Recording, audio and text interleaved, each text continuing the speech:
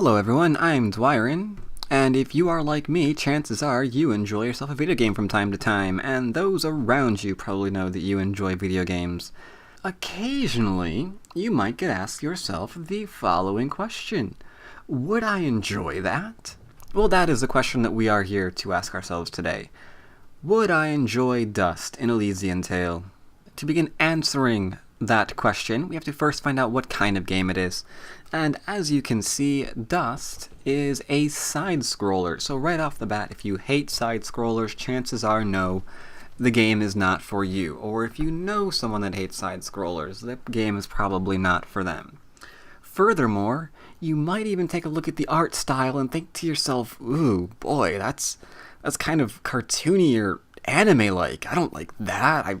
I like realistic graphics and Skyrim-like things, and yeah, 3D and realism. That's what I go for.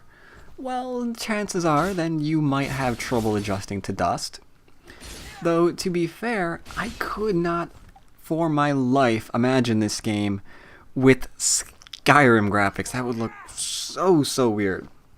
But if you can get past the art design, and if you do enjoy yourself a side-scroller, then let me tell you, you may have picked the right game for yourself. But enough about art design. What do you do in this game? Well, in this game you do different things like collect yourself keys, to then turn around and open up treasure chests to get yourself items, which, have varying value. Use them in crafting, things like that. But also, the keys are also used to unlock treasure boxes which contain collectibles. And these collectibles, believe it or not, are found everywhere. They're kind of hidden out of the way, places you don't normally go, and very easy to completely miss, and also as a result require more keys to unlock. But yes, these collectibles are typically, though they don't come out and say it, they're typically characters from other games which get stored in your house. We have people like Super Meat Boy and Super Meat Girl, as well as many others, some of which you may recognize, some of you may not recognize, but they all have different stats that they give your main character, so it's not just a collectible, it's also giving you a reason to actually collect it. It makes your character a little bit stronger, not overpowered, just a little bit more strong. And that's kind of cool. For the completionists out there, you get a sense that you're actually doing something and making your character better by being crazy enough to try to find everything in the game. And I thought that was really nice. It's not just a picture hanging somewhere, for example. Now, onto the combat. In this game, it's a mixture of using just your sword to bash the crap and block the attacks of everything that's trying to kill you, which is going to be pretty much anything that moves unless you're in a village. And as you can see, you can throw things up in the air, you can beat them while they're up in the air, you can just beat them up while they're on the ground, you obviously attack them in mass, but you also get special attacks.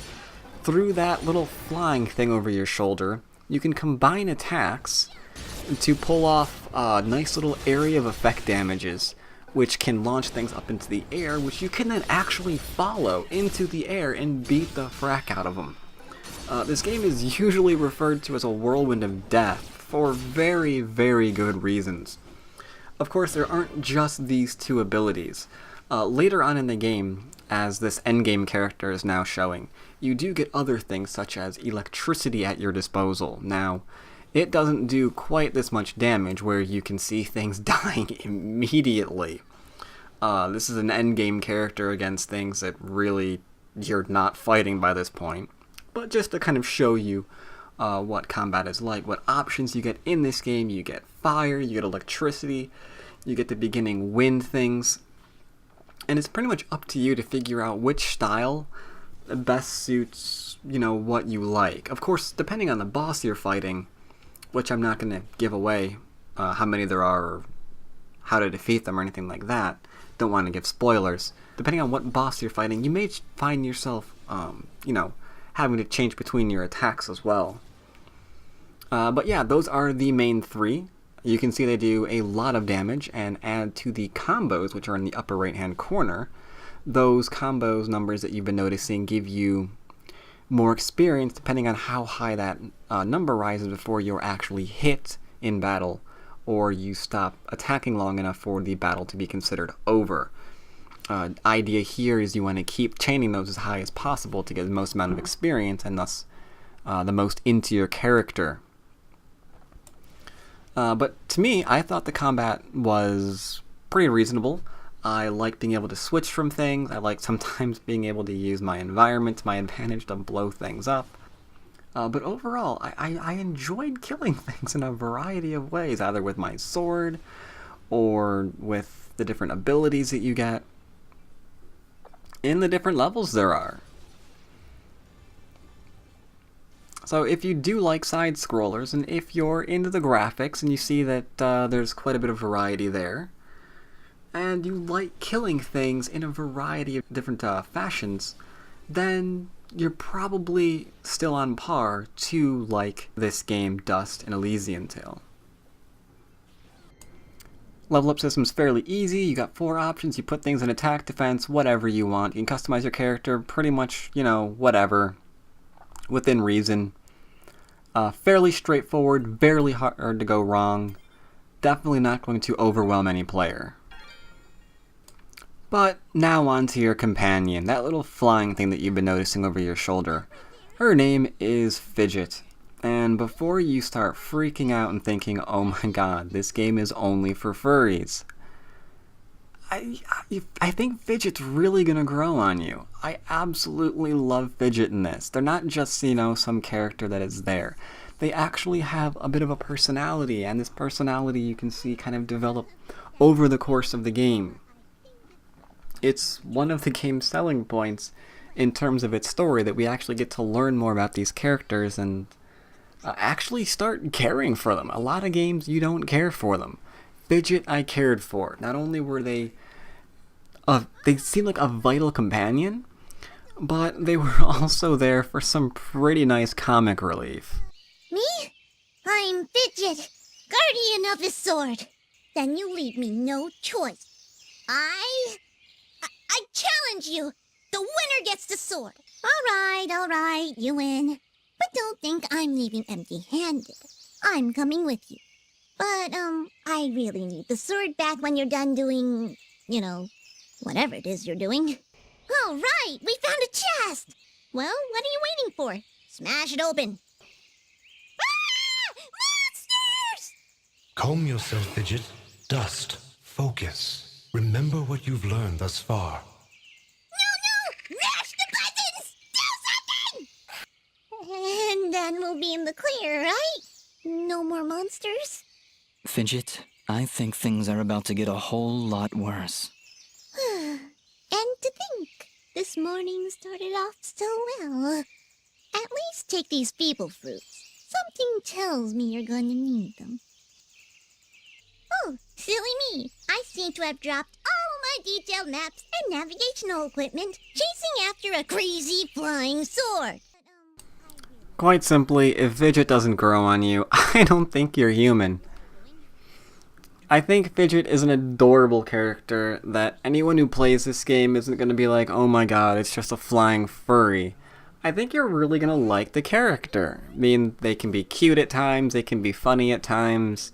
Later on in the game, you can find them actually having kind of a meaningful impact on your character and the trials that they're actually going through, supporting your character, making sure that your character stays sane, for lack of a better word. It wasn't just something like tacked on kind of, oh my god, we're just going to be cutesy and try and appeal to a wider demographic, or anything along those lines. Fidget really fits into this game, and I think anyone who plays this game will definitely agree with that. Which of course brings us to the story in general. Now, I have to admit, I was taken by the graphics. I wasn't expecting very much from them. They did look cartoony and anime-like to myself. I did see that little flying furball over my shoulder, and I thought, holy frack, I'm playing a game for furries. And I didn't expect anything at all from the storyline, and that was my large mistake. The game actually begins out kind of questioning who you are. Because you are given a scene, not to give too much away, but you are given a scene where a character is slaughtering a village and you don't know why. And when the game picks up, you immediately notice the similarities between the character that's slaughtering an entire village and yourself. And even though you were told that the character that was doing the slaughtering is dead, you're still wondering, oh my god, what is that character's relationship to me? Are you sure it's dead? You have no idea what's going on, and you kind of want to know more. Even simple things like approaching a village kind of begins to fill you with dread, because you begin wondering, am I really that character? Is this a good idea? Should I be going into this village? Did I really just kill everyone in here? Because if so, maybe we should take the long way around. And over the course of the time, you just really want to know, what is the deal here? Am I this person, or aren't I this person? Who was that person if I wasn't that person? Can we go kill him? Or if he's already dead, people he knows, because he was seriously a dick. Now, I don't want to give away too much from the story, because I do think it's the game's really, really large selling point. The fact that your character is going on this journey where you're finding out more about yourself, where you're finding out more about the sword that you've been kind of given, to see if you are this mass murderer that you think that you might actually be. That journey is one of the reasons why I would definitely play this game, so I don't want to give away any spoilers. Suffice it to say, I streamed much of this game, and nobody else also that was watching gave this game much credit. We all thought, oh my god, game for furries, blah blah blah blah blah. Exactly what I'm warning you not to do. But by the end, everybody that was watching the stream loved the game. It was a great game to stream. The ending, nobody disliked it at all. Nobody disliked the ending. Everyone thought it was great. And in the interest of full disclosure, I will freely admit, it almost brought a tear to my eye. I loved the ending. I was so caught up with the character, and I wanted to know more about the character and these other people that I met. That when it finally ended in the way it did, I won. I didn't want it to end, and I thought the ending was beautiful. I loved it. I would definitely play it again just to get completionist, because I enjoyed the story, and I don't mind playing the game. I thought it was really, really enjoyable. Right, so that's a lot of things that I thought were really, really great about the game. The game does have a few drawbacks. Like you know now, there are a few ways to attack, for example. But those aren't really a lot of variety. For a game, you're probably going to grow tired of the repetition. I mean, there's variation, you're unlocking new things, sure, you're leveling up, making your character stronger based on, whatever you want, great. Crafting your gear, love it, whatever.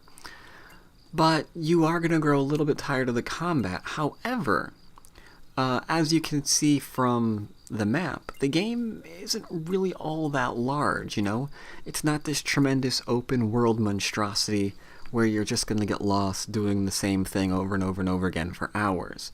A lot of the content, some of it's hidden, you may never find. You may never even choose to do. Maybe you're just going to complete the story and that's it, and that's completely fine. That's completely okay. But my patience did begin to wear a little thin with some of the combat repetition. I kind of wish there was maybe one or two more powers added into the game.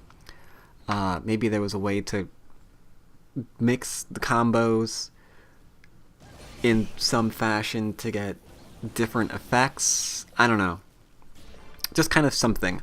But by that point, I didn't mind, because I realized I was nearing the end, and I wanted to know how this game ended, because I was enjoying the story. So yeah, I do have to take a point away for the combat repetition. It's nice at first, but after you unlock everything, yeah, you're totally getting repetition, so do take a point off of that. Right, so, final verdict. What is this game like? I have to give it a solid 9 out of 10, taking 1 point off, of course, for the combat that did get a little bit repetitive throughout the course of the game. However, I do like the characters. There are some that I liked, who you were meant to like. There's some that you hated, who you were meant to hate. And of course, the characters that you are given throughout your entire journey. I didn't have a problem with any of them. Aura, the sword, Fidget. Can't imagine the game without that little flying fur bag. And of course, Dust, who is going through a little bit of a personality crisis. I enjoyed them all. The art direction, again, not 3D realistic, but then again, it wasn't supposed to be. I think the art direction was very good for the story they were telling and the characters that they were using in the story. So I recommend this to anyone who is a fan of side-scroller games, or even if you aren't a fan of side-scroller games, but you thought this game looked interesting. If that much has interested you, then definitely pick it up. It's pretty cheap on Steam, and with the winter sales, of course, just around the corner, it's probably going to be on sale as well. So no reason not to pick it up if you are in fact interested. Dust and Elysian Tail. If anyone's interested in it, you should definitely go ahead and pick it up. I do not think you are going to regret it in the slightest.